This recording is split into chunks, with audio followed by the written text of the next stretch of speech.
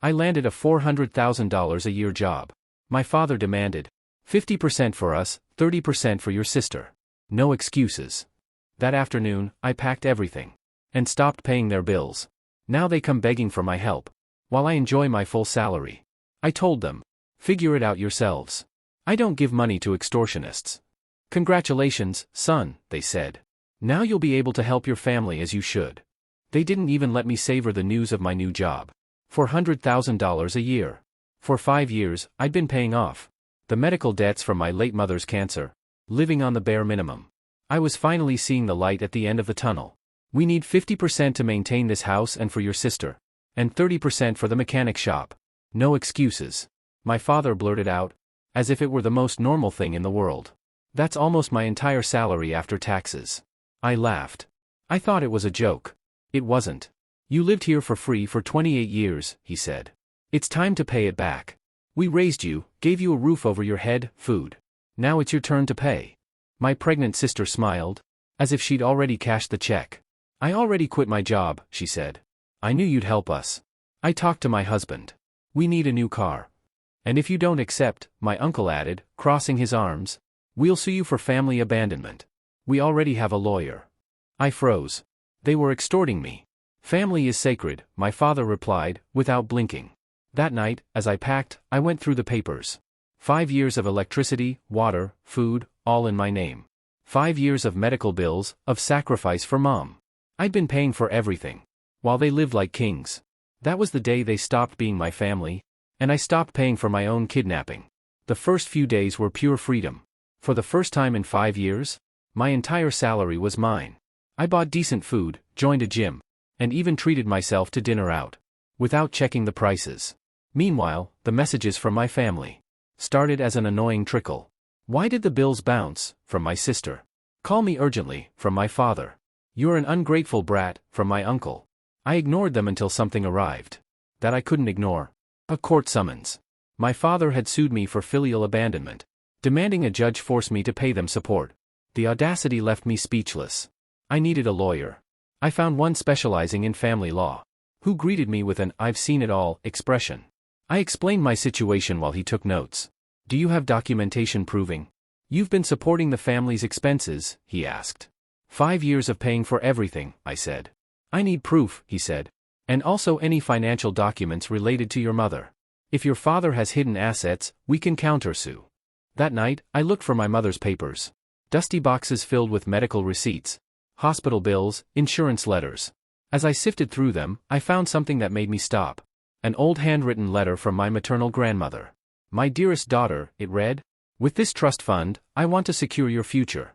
And that of my grandson. May you never want for anything. Trust fund? What trust fund? I called the law firm that handled my grandmother's will. The senior partner, now retired, answered from his home. Of course, I remember, he said.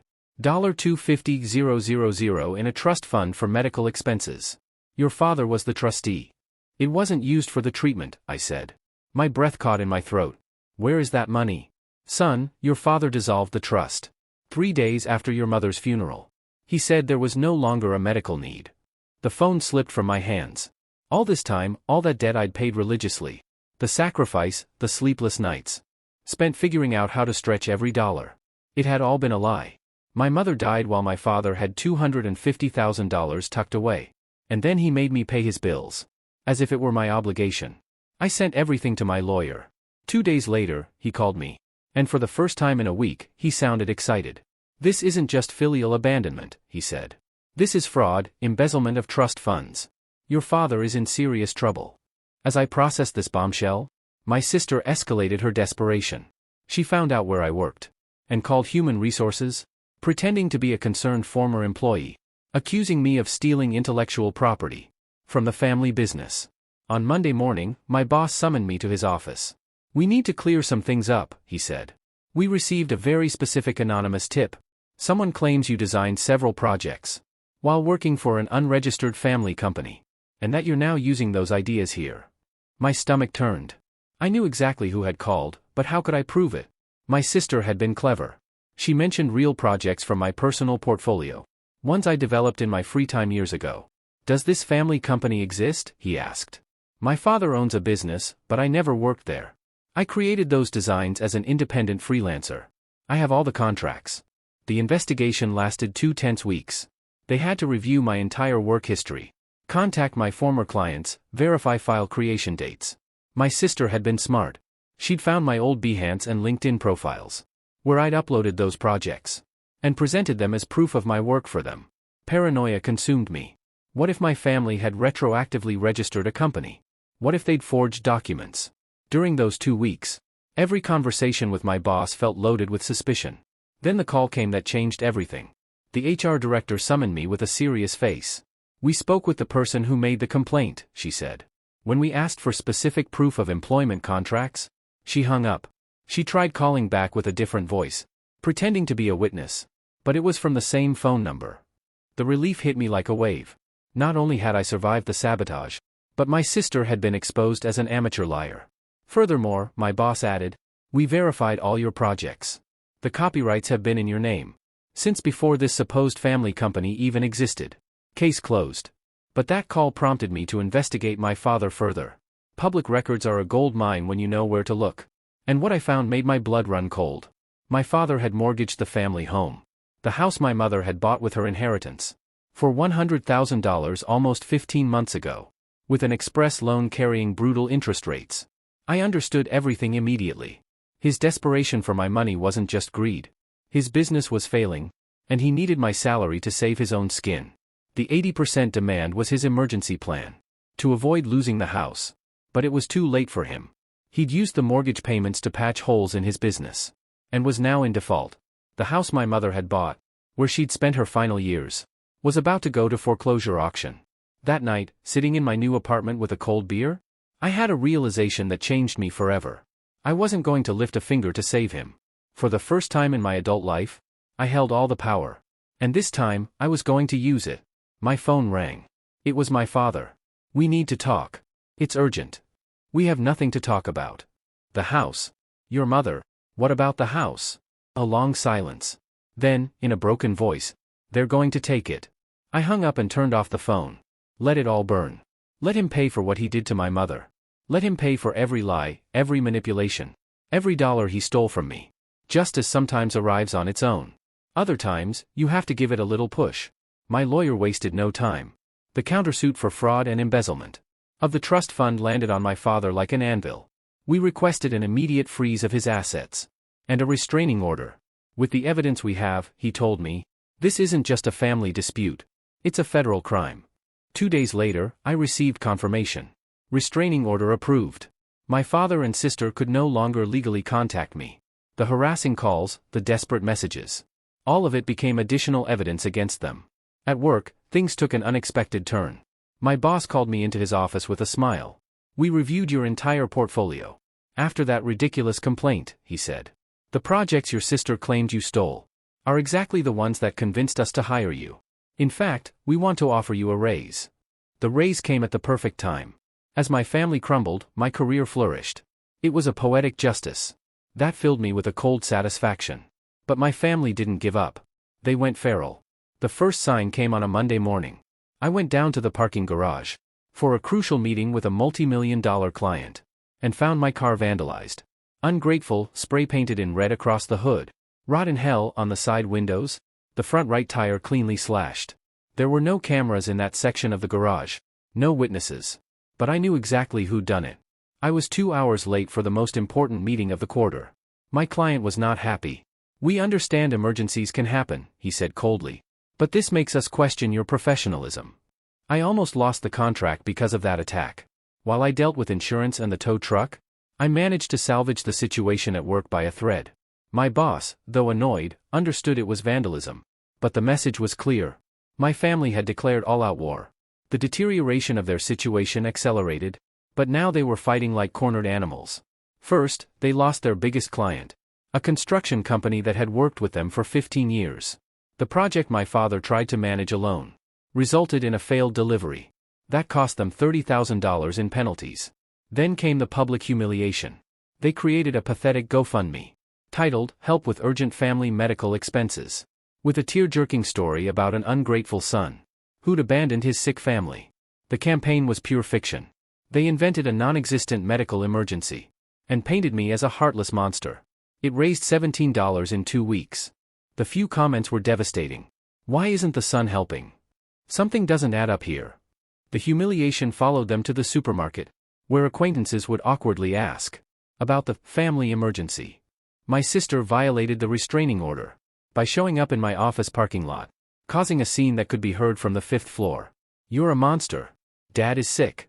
Mom's house is going to be lost because of you." I didn't say a word. I took out my phone, recorded everything, and called the police. When they arrived, she was still screaming. The officer who cautioned her told me, "If she comes near you again, it'll be an automatic arrest." Meanwhile, I monitored their financial movements through public records. The workshop machinery began to disappear. First the $8,000 laser cutter, then the industrial welder, all sold at desperate liquidation prices. It was a quiet Wednesday night when my phone exploded. It was Anna, my girlfriend of 6 months, screaming hysterically. "Who the hell is that woman? What are you talking about?" "The photos. Someone sent me photos of you kissing another woman in your apartment. You look very happy hugging that blonde, wearing the same shirt you wore last week." Anna sent me the images. They were convincing. My face, my apartment, my clothes, but I was hugging a woman I'd never seen in my life.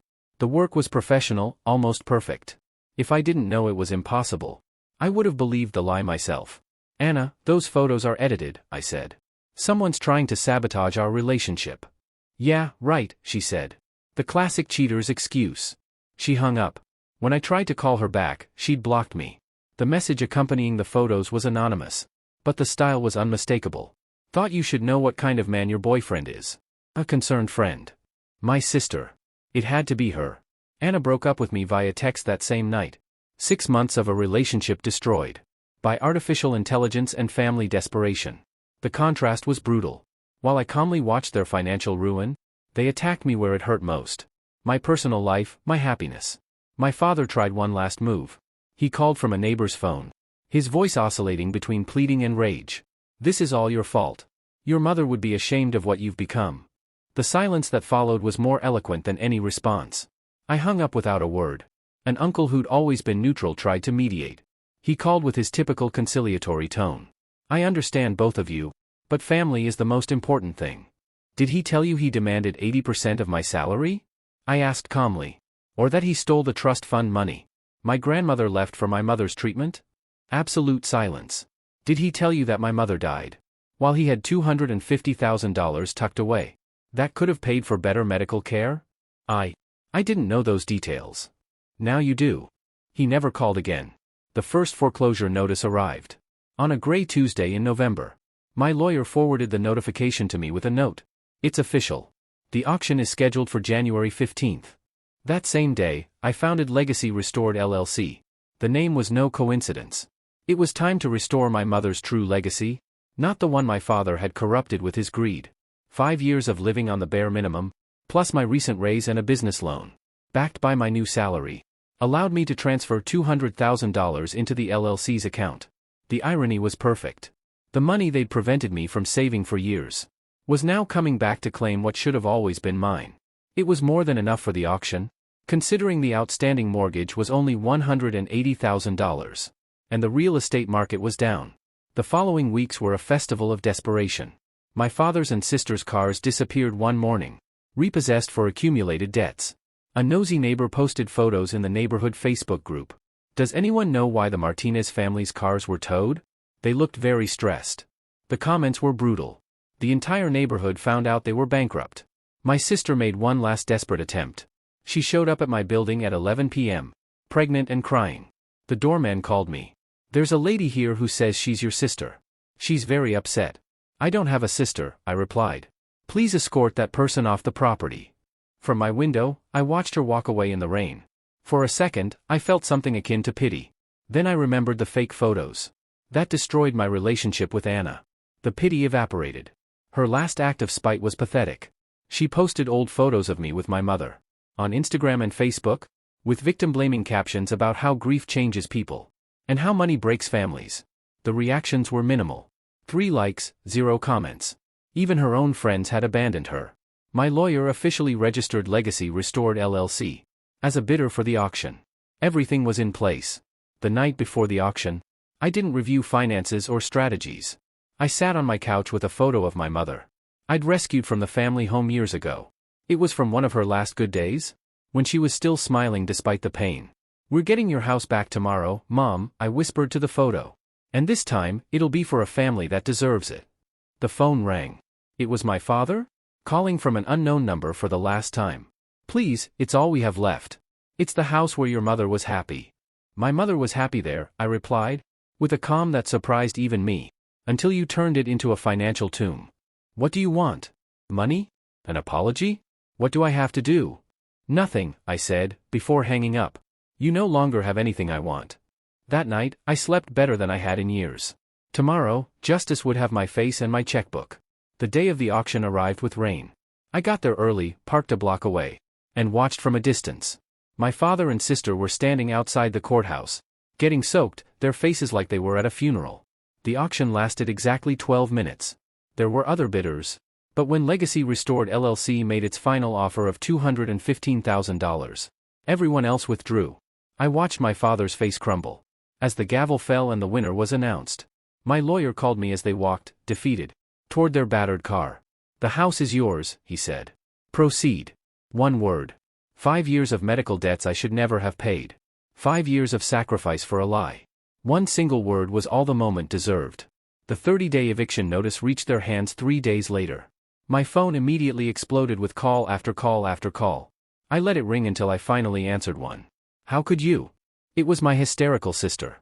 "It's Mom's house. You sued me, harassed me, and even made me lose my girlfriend," I replied calmly.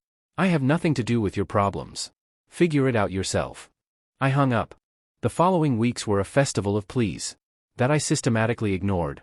Desperate voicemails, pathetic text messages, attempts to contact me through acquaintances. Nothing. I watched as the deadline approached, day by day. Eviction day was brutal. Constant rain, a biting wind, a gray sky. Perfect. I arrived just as the cheap moving truck was parking. A decrepit, dented vehicle? Exactly what you'd expect from someone completely bankrupt. 2 sheriff's deputies supervised the process, ensuring my ex-family removed their belongings. In the pouring rain, news of the eviction had spread like wildfire. The entire neighborhood had gathered, with umbrellas and coffee mugs, as if it were a spectacle. I saw Mrs. Lopez from number 42, the twins from the corner, even old Mr. Martinez, who'd known my mother for 30 years. My sister, in her desperation, had called everyone. Her in-laws were there, faces etched with secondhand embarrassment. Her husband hid behind them, clearly regretting marrying into this family. 2 distant uncles watched from their cars, not daring to get closer. I parked directly in front of the house, in my black sedan. Not ostentatious, not modest. Elegant, powerful, like the justice I was about to serve. When I stepped out of the car in my tailored suit, impeccable under the rain, a murmur rippled through the crowd. I'd rehearsed this moment 1,000 times in my mind, but nothing had prepared me for the real feeling. Absolute calm, total power. My father saw me first.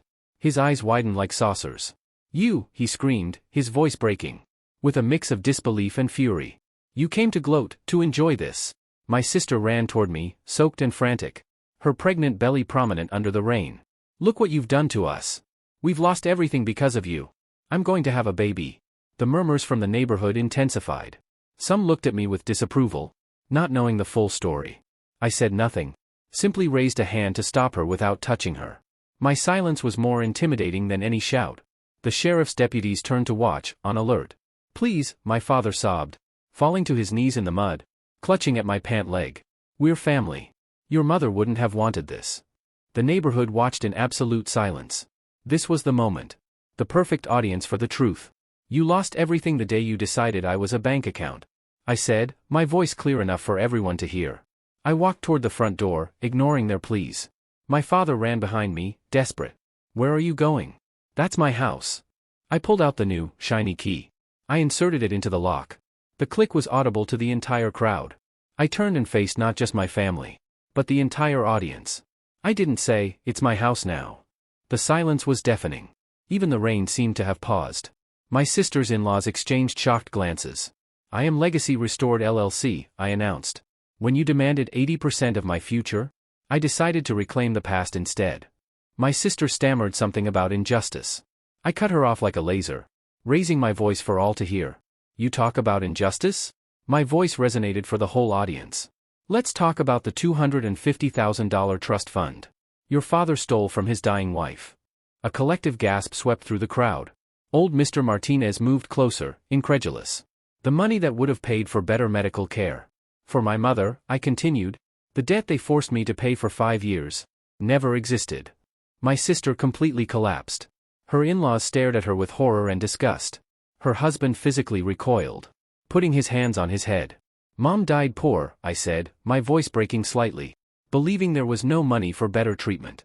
Meanwhile, this man, I pointed at my father, had $250,000 of her inheritance saved for his businesses. The uncles watching from afar started their cars and drove away. My sister's in-laws turned and walked toward their vehicle. Without a word. The entire neighborhood was murmuring, scandalized. Old Mr. Martinez approached me, tears in his eyes. Is that true, son? Every word. He turned to my father with pure contempt. Carmen was like a sister to me. How could you? I took an envelope from my jacket and threw it at my father's feet. It was immediately soaked by the rain. I paid off the rest of my mother's medical debts, I said. With what was left after legal fees and renovations, I created the Carmen Hernandez Oncology Scholarship, with a $50,000 donation to the local hospital. I didn't even get back half of what he stole, but it was never about the money. My father and sister became pariahs. Their mechanic shop closed for good. No home, no money, no family to support them. After learning the truth about the trust fund, my uncle, who had threatened me, never spoke to me again after reading the confession. The house, now a blank canvas, was completely remodeled. Not as a home for me, but as the perfect space for a real family. I rented it out at a fair price, and chose a young couple with a baby. I gave them the stable home I never had. Months later, I drove down the street. I saw the new family planting flowers in the garden. The site of my torment had become a place of creation. I received a postcard from the tenants.